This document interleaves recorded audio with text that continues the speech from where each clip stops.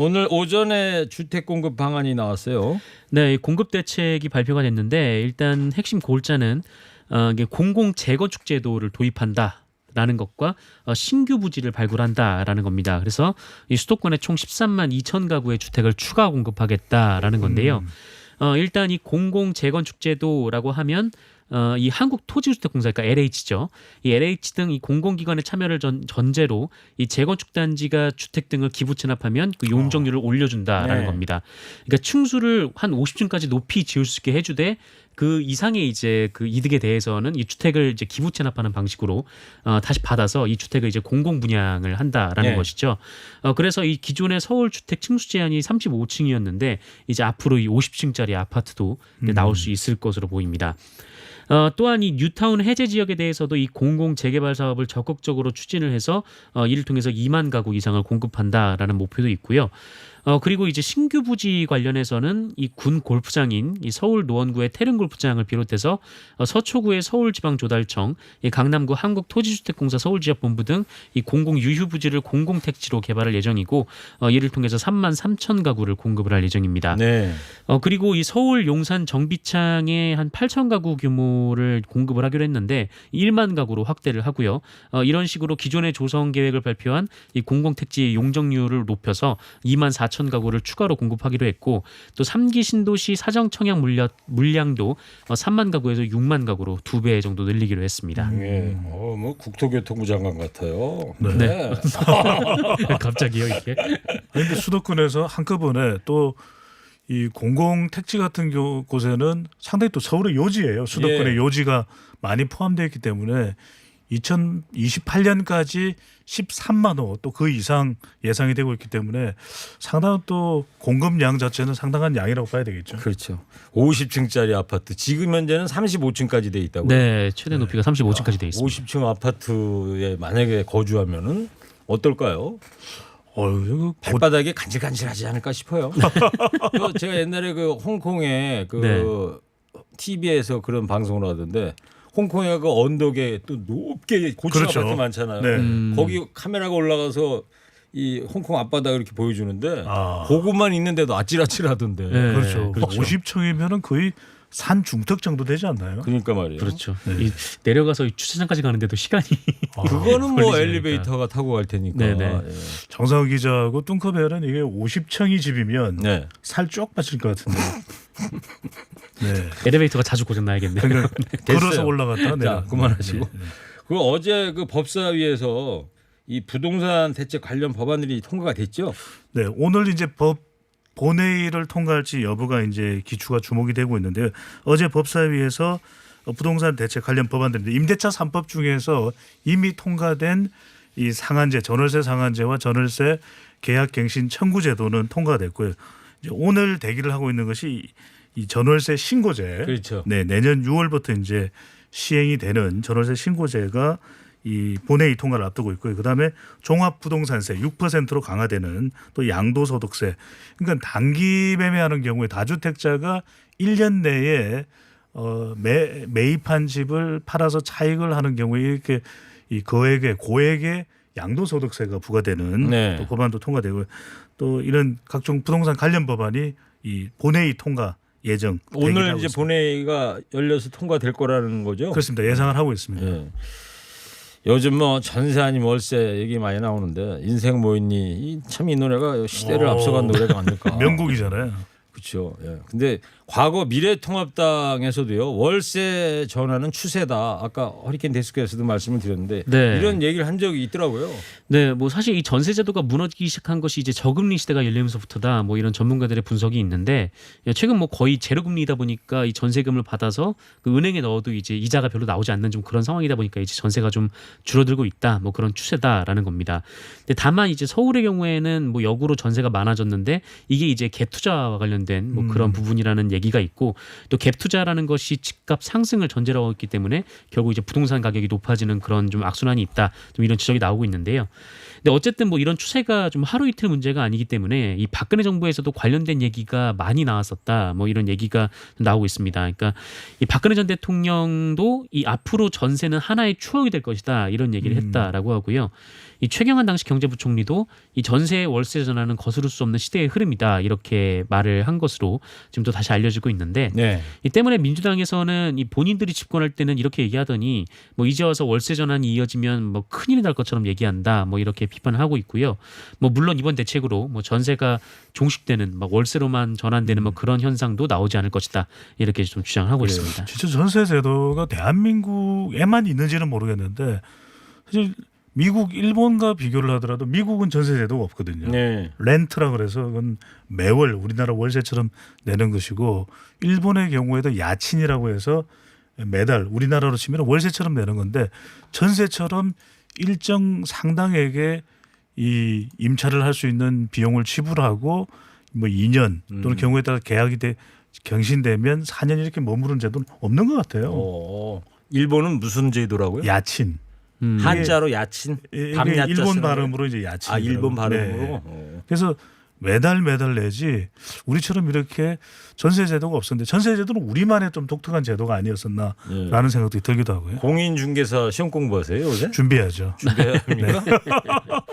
부동산에 관심이 되게 많으셔. 네. 아주 상당히 전문적인 지식을 뽐내시네. 이제 또 공공이 많이 공급이 되면 또 13만 호 이상 공급이 되니까 좀 중개 인력도 필요하지 않겠습니까? 공인중개사 시험 보시려면 저 밤잠도 설치실 텐데 저 비타민 힘내시고. 제가 만약에 그 중개업소를 하게 되면은 적당히 좀 됐어요. 네.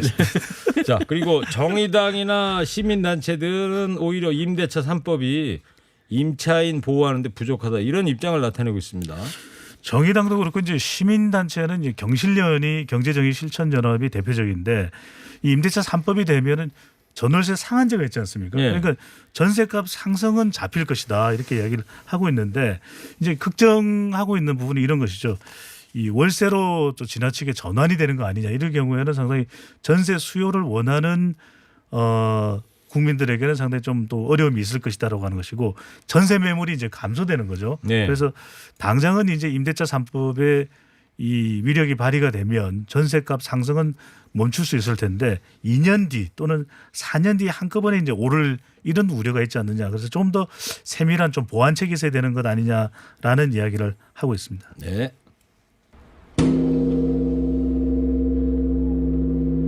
에밀리 종소리가 무겁습니다. 뚱 하고 있어요. 네. 오늘 이 휴대폰으로 기사 보다가요. 여기 보이시죠? 이 중국 후난성에서 굴착기가 네. 홍수로 떠내려가던 버스를 막아선 거예요. 팔을 뻗어가지고. 네. 그래가지고 이게 화제가 되고 있더라고요. 예. 이 자기 완전 살찐성연했다고. 그게 중국에서 지금 화제라는.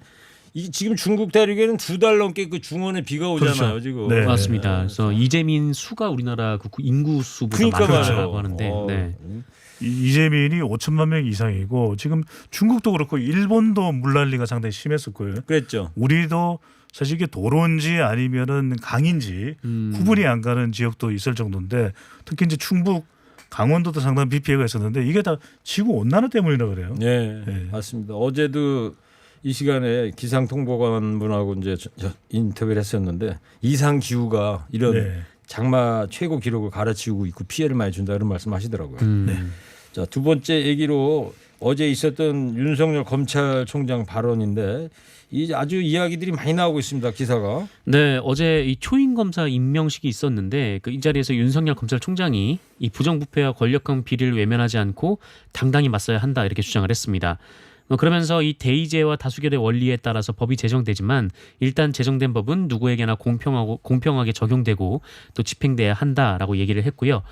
그리고 헌법의 핵심 가치인 자유민주주의는 평등을 무시하고 자유만 중시하는 것이 아니다라면서 민주주의라는 허울을 쓰고 있는 독재와 전체주의를 배격하는 것이 진짜 민주주의다 이렇게 강조하기도 했습니다. 미래통합당은 뭐 아주 반색을 하고 나섰어요. 네, 이 신임 검사 신고식이었는데 윤석열 검찰총장의 작심 발언이었다 이런 해석이 나오고 있고 그리고 이것이 추미애 법무부 장관에 대한 대응 그리고 현 정부에 대해서 지금 권력형 수사가 지지부진한 것에 대해서 견제하는 발언이었다. 그래서 미래통합당도 공감하면서 뭐 환영 이렇게 또 공감하는 그런 분위기가 역력하게 나타났는데 특히 이제 이 윤석열 검찰총장의 발언 중에서 자유민주주의는 법 지배를 통해서 실현돼야 된다. 부정부패, 권력형 비리는 국민 모두가 이해 당사자이고 잠재적 피해자라는 점을 명심하고 당당히 맞서라. 이 부분에 대해서 이것은 추미애 법무부 장관 최근에 수사지휘권 그리고 정부의 권력형 비리 의혹 이런 부분들에서 견제하는 발언 아니겠냐 이렇게 이야기를 하면서 조수진 의원도 그렇고 또 김은혜 대변인도 그렇고 공감한다, 환영한다 이런 발언이 나왔습니다. 네, 지금 뉴스 전문 채널에서 국회 현장 연결했는데 오늘 국회 본회의 마지막 날 부동산법 등 상정한다고 기자가 네네. 리포트를 하고 있네요. 네. 자, 민주당 반응은 어땠어요? 네, 뭐 윤석열 검찰총장의 말 그 자체만 보면은 뭐 원론적인 말이기도 하고 뭐 틀린 말은 아니기 때문에 이 민주당은 공식적으로 이 법조인으로서 가져야 할 자세에 대한 원론적 언급이다 이렇게 얘기를 하고 있습니다만 하지만 이제 내부에서는 좀 부글부글 끓고 있습니다. 이게 뭐냐면은 지금이 전체주의냐라는 이건 있은 거죠. 그러니까 이 말이야 바른 말이지만 그 말의 대상이 지금 윤석열 총장 아니냐 뭐 이런 지적도 있고요. 신동근 의원의 경우에는 그 윤석열 총장이 검찰개혁 반대를 넘어서 사실상 반정부 투쟁 선언을 했다 이렇게 주장하게 됐습니다. 그러니까 하승수 세금 도둑 때려잡아라 이제 녹색당 공동 대표이죠. 네네. 네, 이 하승수 대표는 윤석열 총장이야말로 좀 그걸 실천해야 된다. 왜 본인이 그렇게 이야기하는 부분에 대해서 뭐 국회의원들에 대해서는 적용하지 않느냐. 네. 지난 이 패스트트랙 과정에서 문제가 있었던 탈법 불법이 일어났었던 의원들에 대해서는 지금 추가적인 조사가 안 이루어지고 있거든요. 예. 바로 그 부분을 또 강조하게 됐었죠. 또 같은 자리에서 추미애 장관에 대한 발언도 있었다면서요? 네, 추 장관도 이제 신임 검사 신고식에서 발언을 했는데 결은 윤석열 총장과 전혀 달랐습니다. 이 검사의 인권의 보루로서의 기능을 강조했고요. 그다음에 검찰 개혁의 당위성을 강조했습니다. 그래서 윤석열 총장의 발언이 다분히 이제 검찰의 위상과 관련된 성격이 강했다면 오히려 이 추미애 법무부 장관은 이 검사는 인권 감독관이다. 검찰은 국민의 인권을 옹호하기 위해 탄생한 기관이며 검사는 인권 옹호의 최후 보루다. 그래서 또 이제 검찰 개혁의 당위성을 강조하는 발언을 내놓아서 완전히 또 차별화된 또 다른 결의 이 발언이 나왔죠. 예. 저는 허리케인 라디오 앵커 DJ 최일구고요. 인사이트 K 배종찬 소장, 시사 전문 정상근 기자와 함께하고 있습니다. 여기 저 인도에 말이죠. 네, 인도에 그 계급제가 있잖아요. 카스트 제도라고. 그렇죠. 근데 지금 마스크도 계급화됐다고 이 사진까지 찍힌 이 있더라고요. 보세요. 황금 마스크가 등장했대요. 참 이 저소득층은 마스크가 없어갖고 감염 위험에 이제 고스란히 노출되고 있는데 부유층은 뭐 황금에 다이아몬드 박힌 뭐 이런 마스크를 쓰고 다닌다니. 네, 이 다이아몬드 마스크가 640만 원이라고 합니다. 와. 그래요? 네. 한 장에? 네네. 아니 이 돈이면 인도의 어려운 서민들에게 얼마나 많은 마스크를 또 제공할 수 있는 거 아니겠습니까? 글쎄 말입니다. 예. 자, 세 번째 이야기는 그 의사협회 이 얘기 좀 해보려고 그러는데 다음 주부터 파업에 돌입한다면서요? 네, 이 대한의사협회가 오는 14일에 파업에 돌입하기로 했습니다. 그 의대 정원 확대 철회 그리고 비대면 진료 정책 중단 등을 촉구하면서 12일 낮 12시까지 요구 사항이 받아들여지지 않으면 14일부터 이 전국 의사 총파업을 단행하겠다라는 건데요.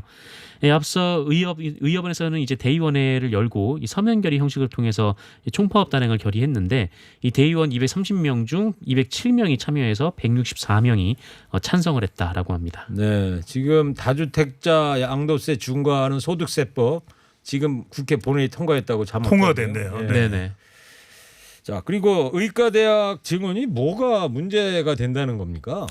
이 정확하게는 이제 의료진의 숫자가 늘어나는 것이 정말 필요한 일이냐 이것이 네. 과제였느냐. 그러니까 오히려 이 근본적인 의료계의 변화 없이 숫자만 늘리는 것 자체는 불필요한 소모적인 경쟁을 오히려 부추기는 것이다. 이렇게 부작용을 더 우려하는 목소리로 나타났는데 왜냐하면 기본적으로 의사는 좀 공적인 기능을 하는 것이죠. 왜냐하면 뭐 의사가 되는 것이 돈을 벌겠다가 아니라 이 국민 건강 또 보건 의료 이쪽에 더 앞장서겠다는 것이 공공성이거든요. 네. 그러니까 이제 그동안 우리가 공공 의료가 좀 미흡했다라는 것은 오히려 선진 공공 의료 시스템을 볼 때 공공 의료에 종사하는 의료진들이 많다라는 거예요. 네. 그런데 이렇게 좀 숫자를 계속 늘리는 것보다는 의과대학과 의료진의 기능이 상업성보다는 공공성에 더 기초를 두고 있어야 되는데 그렇지 못한 현실에 대해서 문제를 삼는 것이지. 아니 그러면 의사 숫자만 계속 늘리면 모든 의료와 관련된 이 보건 공공 의료와 관련된 문제가 다 해결됐냐? 그건 아니라는 것이거든요. 네. 그런 점에서 우리 이 의료 시스템 해야 된다. 이 점을 좀 강조하고 있는 것이죠. 예.